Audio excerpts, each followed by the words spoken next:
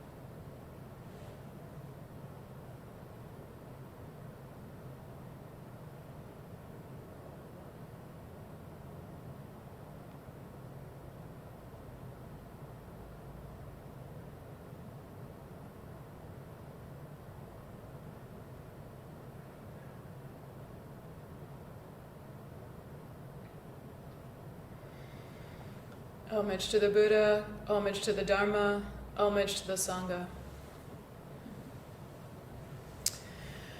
Well, welcome everybody to the last full day of Rohatsu sesshin. Welcome to those in the Sky Zendo. May you have earned many sky miles for your next sesshin.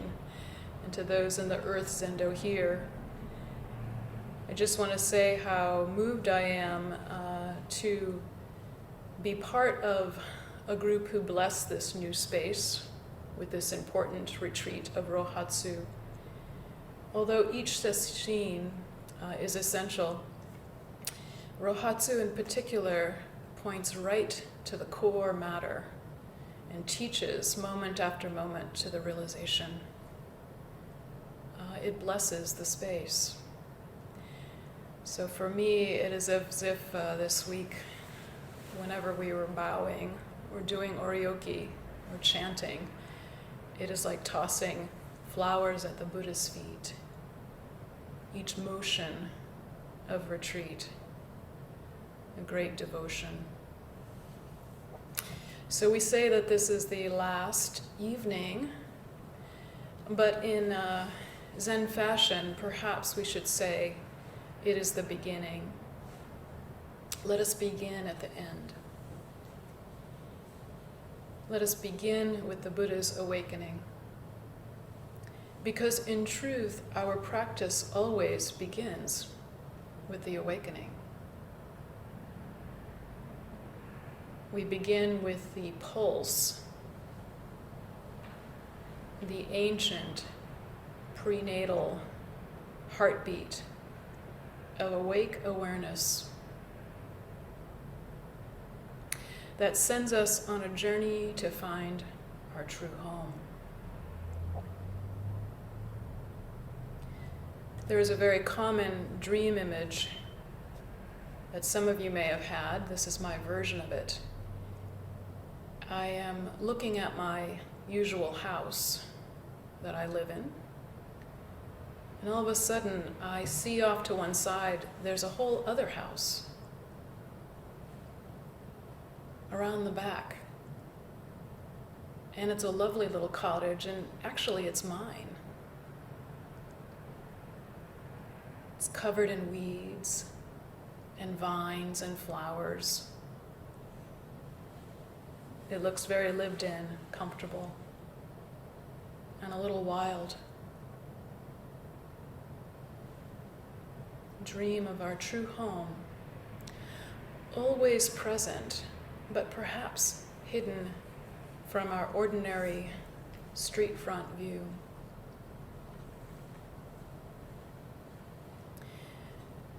Whatever your experience this week, here or at home, let it be perfect. Let each moment be a teaching. The ache in the body, the ache in the heart,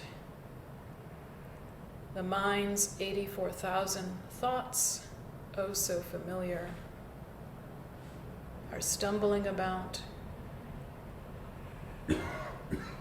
And also those radiant moments when we get out of the way, even for a second, and the world emerges completely at peace and lacking nothing. Let it all be perfect.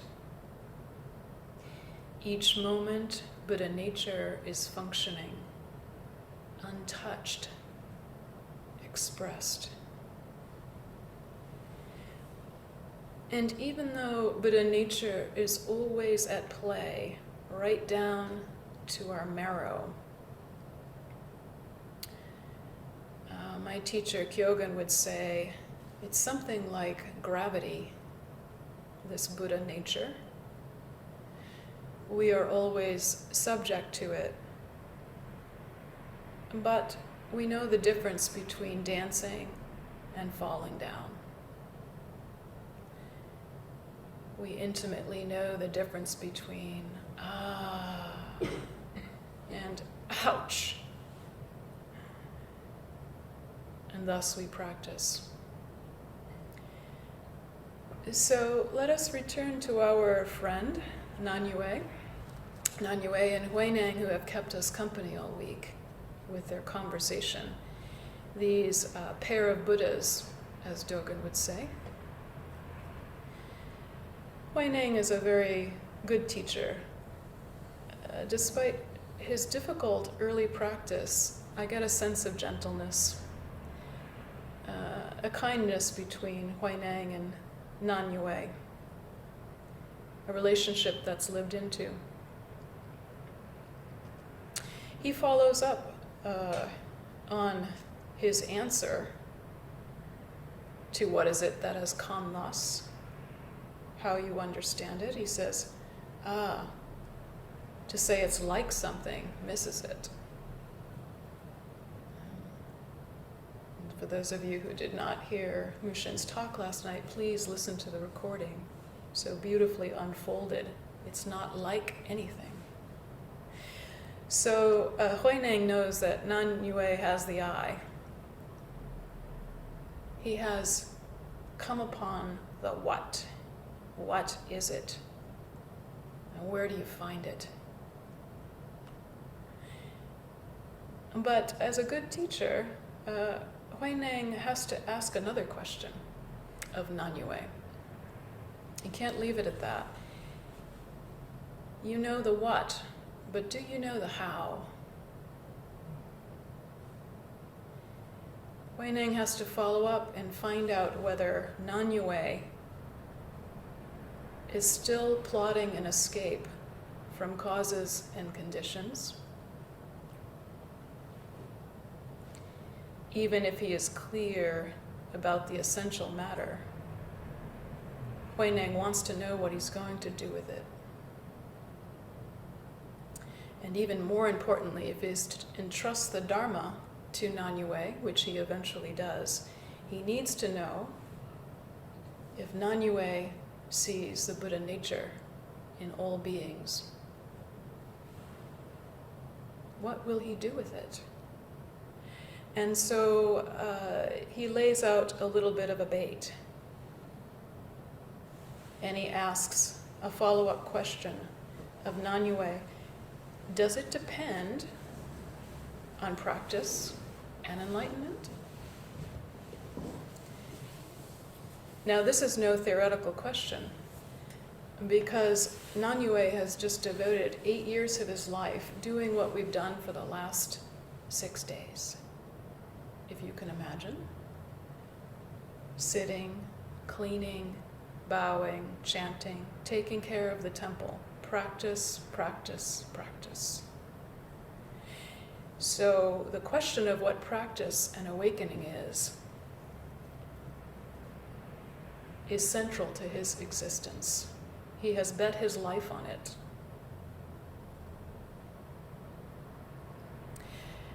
But as anyone who's done a long sesshin knows, we each face that question. Mid-retreat, we are tested about this practice and enlightenment, its rumored existence. At some point, what was I thinking? Ouch. Is this the best use of my time? This is hard work. I don't get it. So Nanyue is faced answering this question. Does it depend on practice and enlightenment?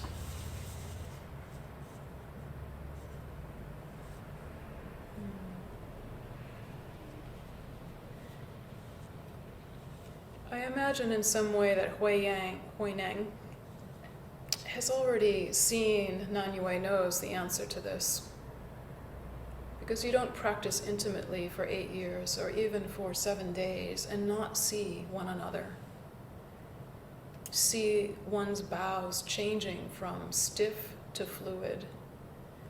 See one's oryoki change from not absorbed in your own bowl but noticing the person next to you. See your zazen change from fidgety to settled. Everything is displaying itself.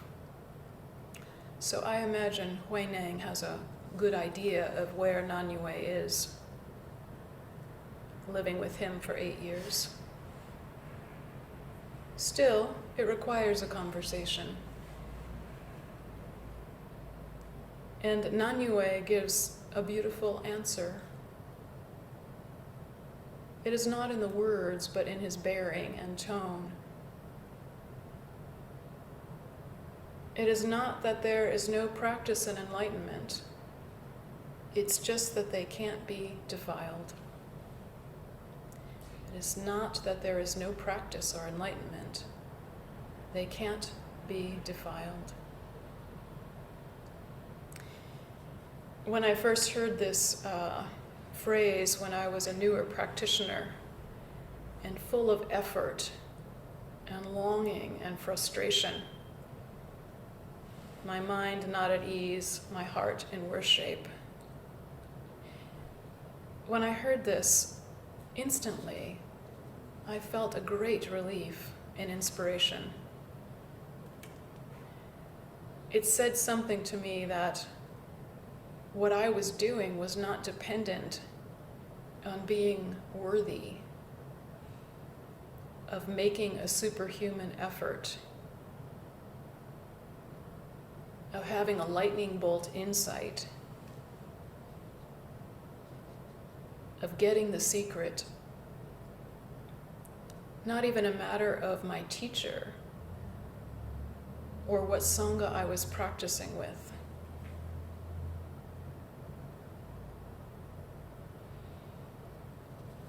Can't be defiled. Cannot be marred or diminished or crushed or halved or broken. It cannot be made holy or unholy.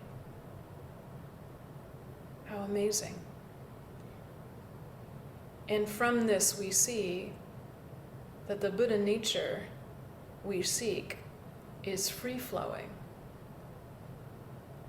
It is simply in the uninhibited play of cause and effect, manifesting in this single moment.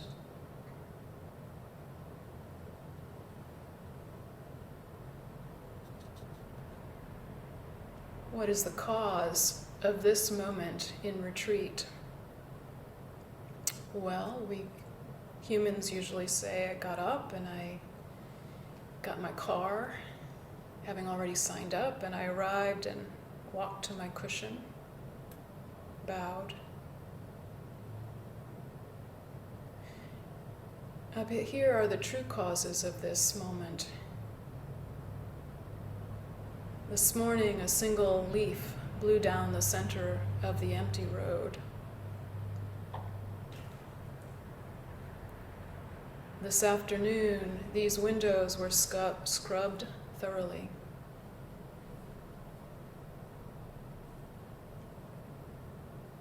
Bright orange squash soup with roasted pecans.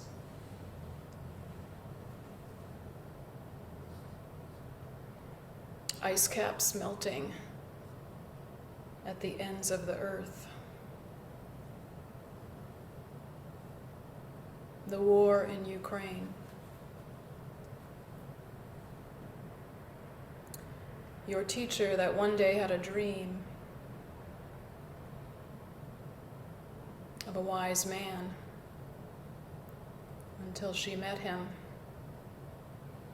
called Aiken Roshi in the Maui Zendo. These are the true causes and conditions of this moment. We could go on. Kyogen would say, you cannot remove one particle from the universe, otherwise it would collapse.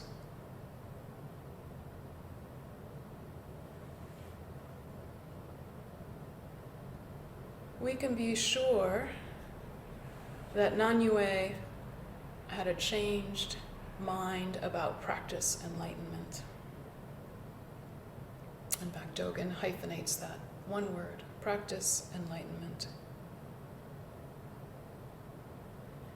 Like many of us this week, he has let go of some old ideas that keep us falling down. One idea is that practice causes enlightenment.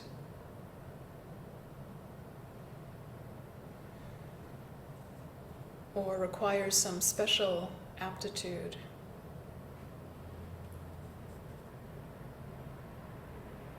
All of the delusions about enlightenment dropping away.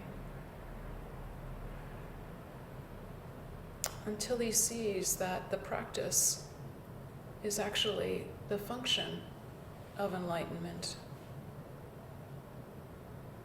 Or we could say in our terminology this week, practice is the function of Buddha nature. Practice is the dance of Buddha nature. Nanyue gave up his old ideas of practice and dropped into that field of being practiced by the world.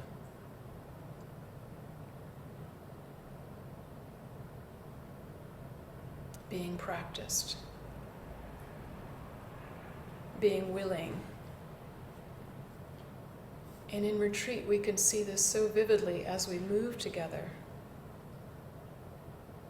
In the simple way we form a circle. Someone steps in and one person moves to the left and the other to the right. The circle adjusts. When someone lifts their bowls with their setsu, another person lifts the water to pour.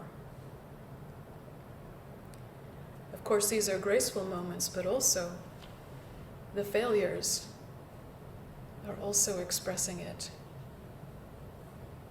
Someone who is supposed to make coffee, which we usually think of as the cause of enlightenment or awakening, does not come. And then someone puts coffee in but no water. And then the teacher sitting near the coffee pot didn't notice that there was no gurgly sound, which had happened many days before. And the result of that domino is no coffee. Perfect expression of causes and conditions coming to their conclusion, and eventually coffee was made.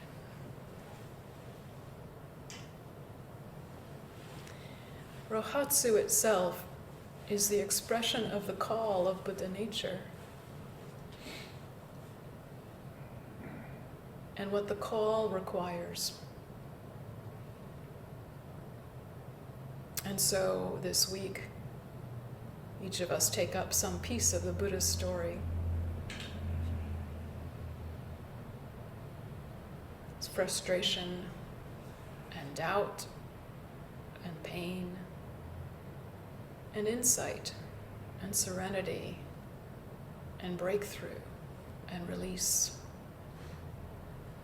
That's practice. If we can say we're practicing anything, it is getting out of the way, making ourselves available to Buddha nature, the how.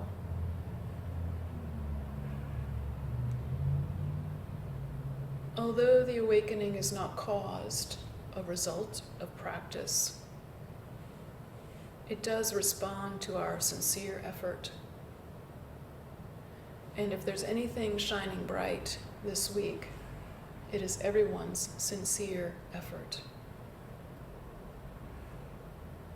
That is golden. The commentary says, take off the blinders, set down the backpack. Take off the narrow view, let it go. Drop what you're carrying. Not an end, but a beginning. The beginning of making ourselves available to it, trusting Buddha nature. So now it is not that Nanyue, that he has his breakthrough, says, I don't need practice anymore. In fact, the opposite happens.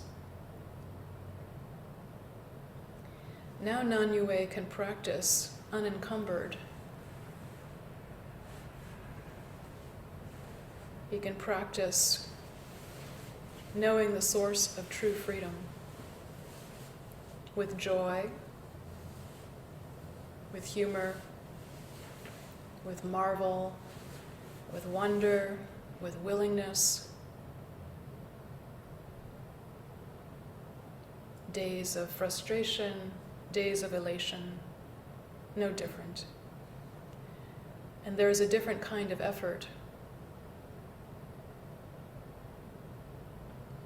We recognize this in people of practice who express complete devotion without any hunger for some gain in the future. It is instantly recognized.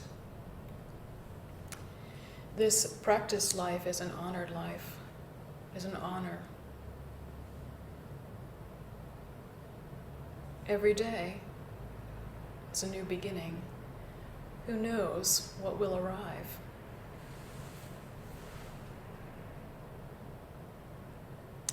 As Koan Ejo says poetically, the Komyozo Zammai, another way to say it is to leap into the flames of light and don't look back.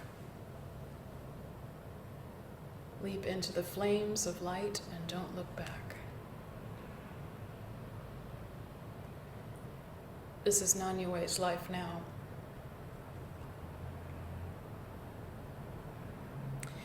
So Huineng, as we conclude our koan, he does see that Nanyue can be trusted to care for the practice. More important than his insight is that he can be trusted to care.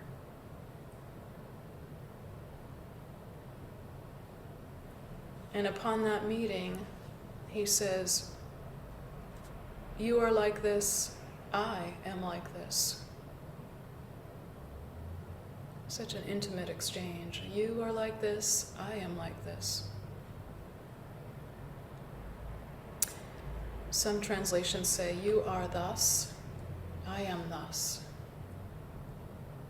Of course, you are like this is not saying you're like anything else other than this. But I like the thus. In English, thus has two shades of meaning. One means having the characteristics or quality of something. But the other meaning of thus is to be a consequence of something.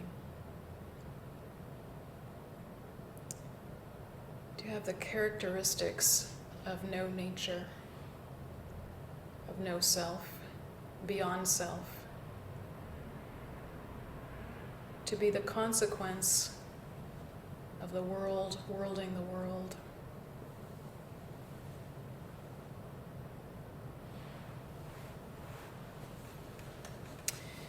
The exchange says, here you are, this way all along. So we end now, starting at the beginning with the awakening. For Nanyue, it is time for endless refinement.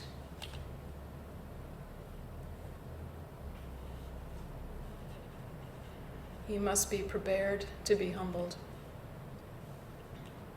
The time is ripe and the season is now. My teacher said to me, now it gets really interesting. We could say that of every day. Layman Pang has a saying. Layman Pang was a householder like us who lived with his family. They all had enlightened exchange, marvelous group of folks. And one day he's traveling with some monks actually. And he looks up in the winter, snow, and says, how wondrous the snow. Each snowflake falls in its own place. How wondrous the snow. Each snowflake falls in its own place. Or perhaps this week we'll have to go with raindrops. Our lives, ephemeral, unique, completely realized in place. Nothing is random. Arriving like this.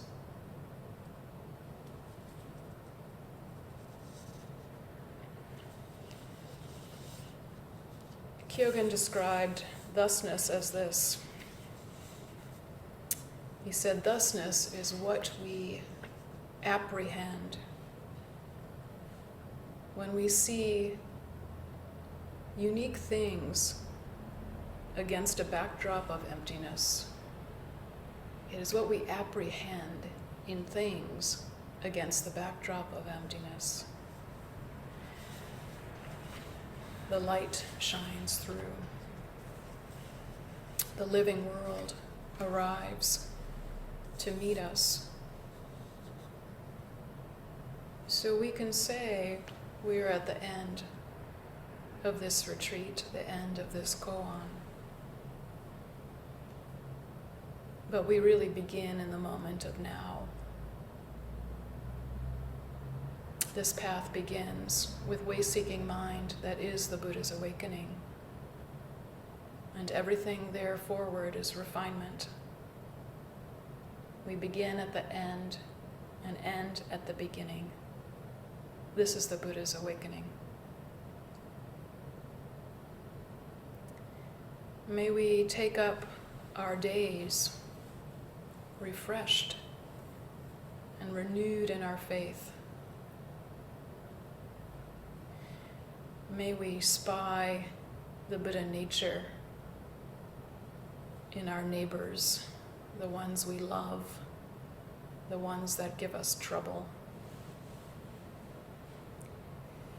And may we trust something, even as we lose sight. May we trust something essential is unbroken, unsullied, and perfect as it is.